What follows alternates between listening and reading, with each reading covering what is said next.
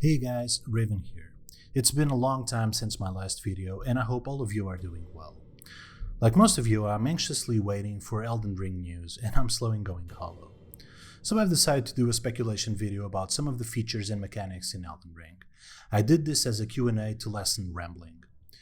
First questions will be simple and then I'll move on to more complex topics. Here we go.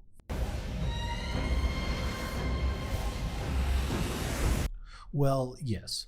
Difficulty is subjective, of course. Are Soulsborne games or Sekiro hard for you? I don't expect Elden Ring to be any different.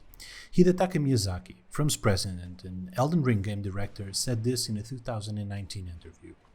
When asked if he believed that the game would be challenging, as with other From titles, Miyazaki responded, "Yes, I do. The importance we place on the joy the player experiences through overcoming challenges will be the same as it is in our other titles. I believe it will prove to be a very satisfying experience. And this is, in my opinion, one of the most important aspects of FromSoftware's game design. A satisfying gaming experience comes from overcoming challenges." It's the FromSoftware motto, if you will. I don't believe it will. FromSoftware's history has shown that they want players to learn the game they are playing and persevere through the difficulty. They don't want to make the game any easier, but for you to grow as a player in order for you to beat the game.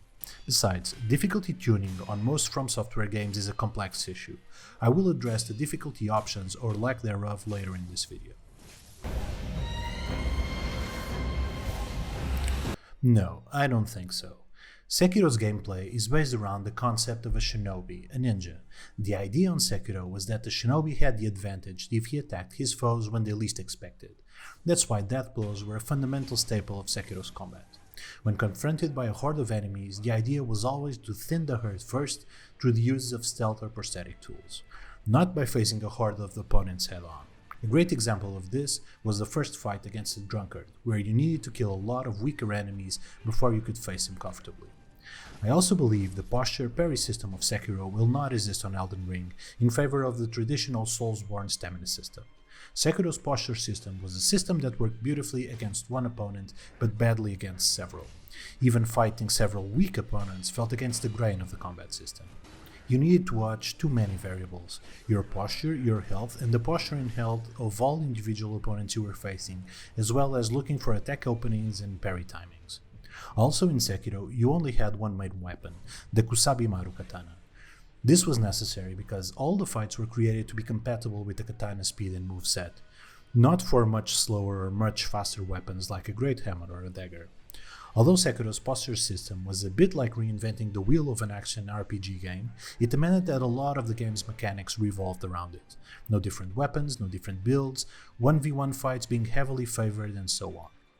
About Elden Ring, Miyazaki has stated on an interview that this title will include a wide variety of weapons, so unless a new system is put in place, I think we will be playing with the stamina system present on all Soulsborne games. The stamina system is tremendously flexible and simple. It allows fighting several opponents using different weapons or spells and allowing for almost infinite build making, while at the same time limiting player actions by forcing choices through careful stamina management. On a side note, the stamina system is often unmentioned when looking at the Souls subgenre of games. In my opinion, it might be the most important mechanic of the genre. I also believe that they will not be present. The grappling hook on Sekiro made a lot of sense in the ninja fantasy they were trying to achieve. Would it make sense that a dude wearing a knight armor and a great hammer could grapple to a rooftop and catapult himself to perform a death blow on an opponent 50 feet below? I don't think so. Yeah, but it would make sense if there was a ninja class. Well, yes, but you would have to design the whole world around the grappling hook just to fit some playstyles. You know, just like in Sekiro, whose world was all made to accommodate a prosthetic tool. While this could open some interesting possibilities, different paths to an objective for different classes, I don't believe that this will happen. FromSoftware has not confirmed the existence of multiplayer. However, From really likes multiplayer on their games. All Soulsborne games have it.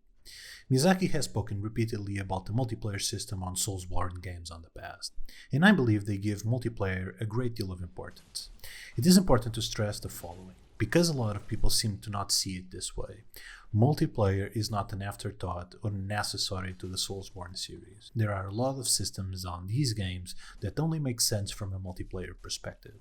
Covenants are a good example. On Dark Souls 3, for instance, most covenants are designed for multiplayer interaction. A lot of covenant items can be acquired offline, but their rarity seems to indicate a game design preference to obtaining them through multiplayer. Another example are the bosses designed with PvP in mind. Yes, they can and will work offline, but it seems clear that the dev's intention was to encourage a PvP battle. Those types of bosses have been in several Soulsborne games. In Demon Souls, there was the Old Monk boss fight, where the boss summoned the player to fight against you. Old Monk, by the way, is Miyazaki's favorite boss of all time, because of the novel concept at the time of a PvP boss. He said so in several interviews. In Dark Souls 2 there was the Looking Glass Knight, where he summoned the player against you. In Dark Souls 3 there was the Spears of the Church fight, where he summoned the player to fight against you as well, and there was a whole covenant based on that fight. But you can see that multiplayer is a cornerstone of the Soulsborne games in many details. Have you noticed that there is no pause button on any Soulsborne game?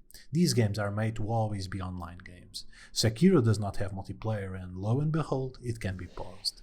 Another example is the whole message system that only makes sense on a multiplayer environment. Poise is another example. In the vast majority of cases, poise makes no difference in PvE, as you cannot trade with your PvE opponent. It's first and foremost a PvP mechanic. I believe that Soulsborne games are games that are intended to be experienced online for them to achieve their fullest brilliance. But the effect multiplayer has goes much deeper than that. It envelops a lot of the Soulsborne game design.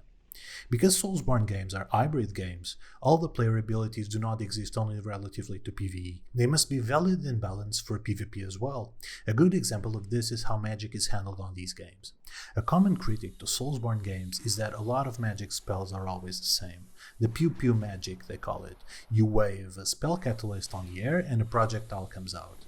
Well, that is in no small part because of multiplayer. Spells have to be viable in PvE and PvP without being broken in either.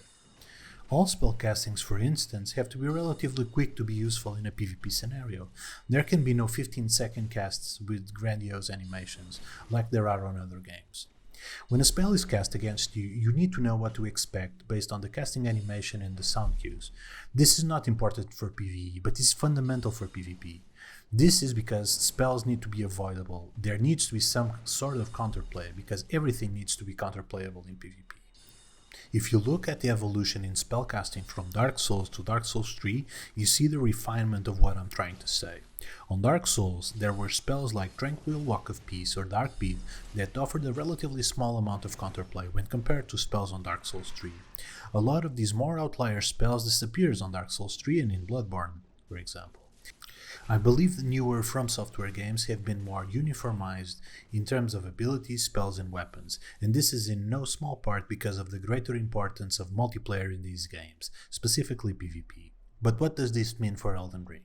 It means that I think that there is a strong likelihood of both melee and magic combat being relatively similar to the ones present on Dark Souls 3. I believe invasions will exist in some form or shape. Before explaining why I think this, let's take a quick look at how multiplayer works on Soulsborne games. In all Soulsborne games you can summon phantoms, or cooperators in Bloodborne's case. These summons will make the game easier. Remember what I said in the beginning about FromSoftware's game design mantra? The satisfying gaming experience comes from overcoming challenges. If you summon one or more phantoms, you lower the challenge, thus lowering the satisfaction of your gaming experience according to the before mentioned FromSoftware mantra. Therefore, the game must provide you with a new challenge proportional to how much you lower the challenge by summoning a phantom to aid you. That new challenge is an invader. FromSoftware has been refining this formula through the years spanning the Soulsborne franchise, in order to make invasions fairer for the invaded. Let's look at the last games of the series. In Bloodborne, for example, you could not be invaded without consent before a certain blood level or without summoning a cooperator.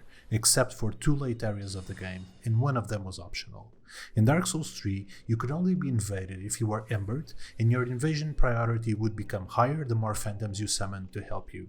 If you wanted to summon a third phantom, you would have to use a special item that would put the summoner on top of the invasion priority list and would allow for a second invader to invade that world.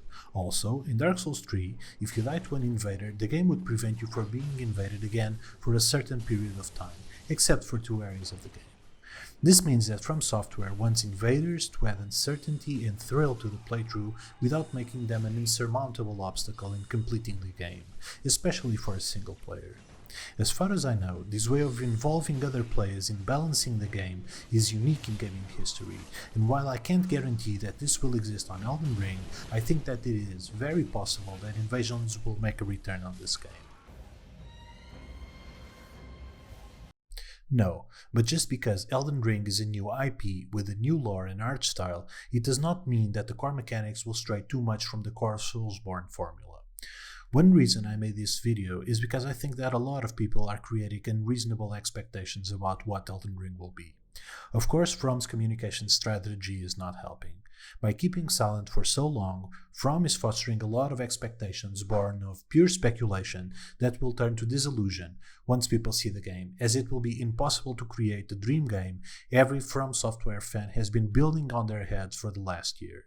Game journalists and gaming news outlets are not helping either, by working like an echo chamber of supposed insiders who in most instances are nothing more than trolls. It would be a pity if another good game is hindered by overhype. While I have no way of knowing if I am right about what I say in this video, I can at least make a plausible argument about my speculation, which is more than I can say about a lot of what I read online. The point I'm trying to make is that there is a lot of cause and consequences on game design. Everything has pros and cons. Case in point, if you develop combat mechanics like Sekiro, you will lose the possibility of having certain features on your game, like multiplayer, builds, other weapons, etc. The same goes for the Soulsborne combat. A combat system like the ones on Soulsborne games cannot provide the immersion and the tit-for-tat combat that Sekiro can. It's different game designs to accomplish different goals. Anyway, thanks if you lasted to the end of this video. Do you have any idea of how Elden Ring will be? Do you want to hear my opinion on anything Elden Ring related? Ask away in the comments and I will answer. Until next time guys, stay safe on these trying times. Raven out.